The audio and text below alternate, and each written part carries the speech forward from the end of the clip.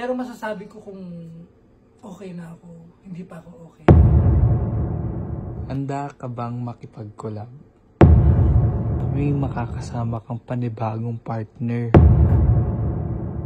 Sa simula, 50-50. Kasi hindi mo pa naman kilala. Oh, ba't malungkot ka din do? Ha? Hindi ako malungkot ha. Okay, since di ka malungkot, ready ka ba? Saan ba? May 5 katangiang tanong lang naman ako sa'yo. Ano yun? Handa ka ba? Handa. Gusto mo simulan natin? Simulan natin. Feel ko mahatsit ka dito. Sigurado? Yeah. Okay. Magsisimula na ba tayo? Go. Okay, tara. Paano ba magmahal ang isang tindokarai? Alam mo, Ano? paano ba magmahal ang isang dindo? Yes. Pag nagmahal ako, 100%. Paano? Alam mo yung parang ibubuhos ko lahat ng pagmamahal. Pero 'di ba sabi nila, kahit yung 1% sa'yo, or 50% sa'yo, tapos 50% sa mahal mo. Siyempre, pag nagmahal ka muna, sa simula, 50-50. Kasi hindi mo pa naman kilala. At siyempre, kikilalalin mo muna siya. So, yung 100%, ibig sabihin, yun na yung mahal na mahal mo siya. Diba? Bukod sa pagmamahal mo sa pamilya, parang kapantay na siya ng pagmamahal. Kasi parang karugtong. Kayo yung magkakaroon ng pamilya. Siyempre, pag siya na, siyempre, diba?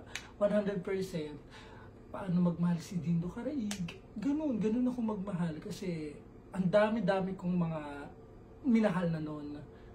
Pero, masasabi ko na napakaswerte talaga ng mamahalin ko. Tama naman. Kasi alam ko sa sarili ko na totoo akong magmahal. At hindi ako katulad ng ibang tao na kayang manloko. Sa pamamagitan ng pagmamahal. At hindi ko kayang gumamit ng tao para lang matakpan yung sugat na nangyari sa akin ng mga nakaraan para magamot ulit gamit yung panibagong Parang ayaw mong humanap ng panakip butas. Okay. So, yun lang. Okay na tayo doon? Siguro, lang. So, itong pangalawa. Ready ka sa pangalawa? Sa pangalawa? Pangalawang tanong. Kala mo tapos na? Oo naman. Ano ang isang katangian sa isang babae na gusto mo? Sadyang katangian na bukod sa mga mababait or itsura. Lahat. Ganun. Overall. Bahala mo kasi, na specific na lang. Sige. Ang gusto ko lang talaga, yung makikita ko na bukod sa mamahalin niya ako, yung mahal niya din yung mga nakapaligid sa kanya. Like family niya, friends, gano'n. Yeah. Kasi pag mahal niya yun at nakikita ko na mapagmahal siya sa mga taong nakasalumuhan niya, ibig sabihin, kung magiging kami, mas mamahalin niya ako. Kasi mahal niya yung nasa paligid niya, lalo ang family niya. Pag oras na mahal niya yung pamilya niya, mamahalin niya ako ng totoo. Tapos, sa mga itsura naman, Nagbe-base ka ba sa ito? Ito, wait lang, follow-up question. Nagbe-base ka ba sa itsura? hindi talaga. Pero alam mo, bonus na lang din kung maganda ka sa paningin ko. Oo, pero ako talaga sa ugali talaga ako eh. Tapos, siyempre, sa kulay. Parang yung bonus na din sa akin yung morena ka. So hindi ka mahilig sa maputi? Hindi ako mahilig sa maputi. Bakit? Kasi parang Iba yung ganda ng Pinay. Iba talaga. Tapos, ayoko talaga rin sa matangkad. Ganon. Gusto ko sa maliit. Ganon. Tapos, mas nakaka-inlove talaga yung paghalimbawa. Ito talaga. Ano ba talaga? Oo. Mas nai-inlove kasi ako pag halimbawa yung confidence kong kumanta.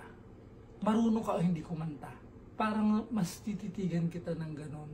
Tapos parang hindi ko na iisip at hindi ko namamalayan, nahuhulog na pala ako. Like out of nowhere na fall ka na sa tao na hindi mo in-expect na magiging sa'yo. Okay. Pangatlo, kala mo, dalawa lang? Siyempre tatatloy natin. Fully healed na ba si Dindo?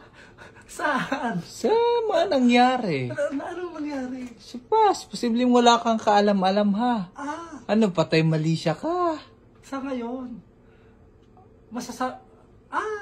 Ano, masasabi, huwag mo kung tinatawan-tawanan Sana dyan. sinabi mo muna sa akin ang mga tanong mo. Ay, ba't ko tatanong? Di scripted na tayo dyan. Alam ko, scripted king ka, pero pag ako nagtanong sa'yo, on the spot. Ibig ko sabihin, pag sinabi mong ganyan, ang peki ko namang tao, kung sasabihin ko na okay ako, okay na ako. Diba? Napaka-peki ko namang tao nun.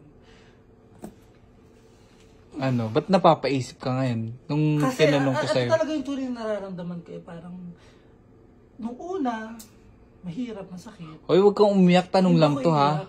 Pero ngayon, ang masasabi ko lang sa sarili ko na parang unti-unti nang nagiging okay. Kasi parang nakakasanayan ko na. Ganon. Pero masasabi ko kung okay na ako, hindi pa ako okay. Kasi may pagkakataon naman na mapapaisip ka at may pagkakataon naman na ibibigay ang Diyos mo. Kung para sa'yo. Para sa'yo. Totoo. Yeah, ang sarap ng pakinggan. Okay, dako na tayo sa pang-apat. Legit? Guys, may tumawag. Nag-wrong call pala sila. Bigla kaming kinabahan. Iba pala, nako po. So, tutuloy natin yung tanong. Pero huwag kasi masyadong maingay din. Oo. Kasi Baka may tulog. baka tayo din. Oo. So, kailangan natin maglaylo. Okay. So, ilo-low tone ko lang to ha.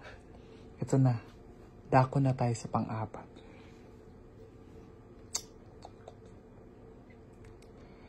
Handa ka bang makipag-collab? Oo. Handa ka ba? Alam mo, yung nangyayari sa akin ngayon, nakakasama ko lahat kayo. Collab na yun, di ba? Hindi.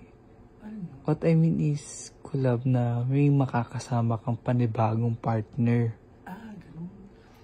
Alam mo, kung iisipin ko at magkakaroon akong pagkakataon ng isip ng partner sa content, bakit hindi? Kung trabaho. Diba? Kung nagagawa nga ng iba na makipag-collab sa iba, ako pa kaya din. Siyempre kaya ko din naman. Diba? Nire-respect ko lang din at siyempre may sarili-sarili tayong desisyon na sabi ko nung una, hindi ko kaya makipag-collab, ganyan. Pero inisip ko, hanggang saan ba ako na ganito, na mag-isa? Siyempre, bukod sa, siyempre, trabaho, ika nga sabi ng iba, trabaho. Sige, go.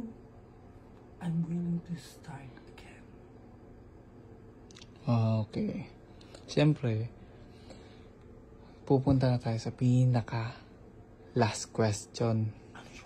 Bonus question na lang to. Ano yun? Saan ka nakafocus ngayon? Ako? Oo. Nakafocus ako ngayon sa family ko. Nice. Better. Mas masaya talaga pag inuunang mong pamilya na maging masaya sila. Maliban sa family mo. Maliban sa family ko, syempre, yung bahay ko. Alam mo ba, excited daw makita yan. Ako naman, excited na akong matapos yung bahay ko. Yung bike? Yung bahay ko, syempre. Tapos, gusto kong magka-business. Ngayon, yung pinupuntirya ko. Tapos, syempre, nagpagawa ko ng mga t-shirt, Oo. mug, cup. Siyempre, magbenta ako noon, may signature ko. Tapos, bukod doon, siyempre, madami kasi mga kamag-anak ko magba-birthday. Tapos, sa family ko. Tapos, may mga mamis ako darating. Yung talaga yung mami ko, kauna-una ko naging mami din, kasama ng mga dati kong mamis. Yan, matagal ko ng mga mamis. Yan, darating sila, enjoy kami, ganyan. Siguro, kulang-kulang isang buwan na magkakasama kami itong May. Tapos, ayan, konting video para mapasaya yung mga fans, para hindi nila ako makalimutan. Kasi, alam ko sa sarili ko na mahal nila ako at marami sumusuporta sa akin. Totoo. So, yun lang naman. I hope na naging masaya ka. Okay na. Bye-bye ka na. Bye.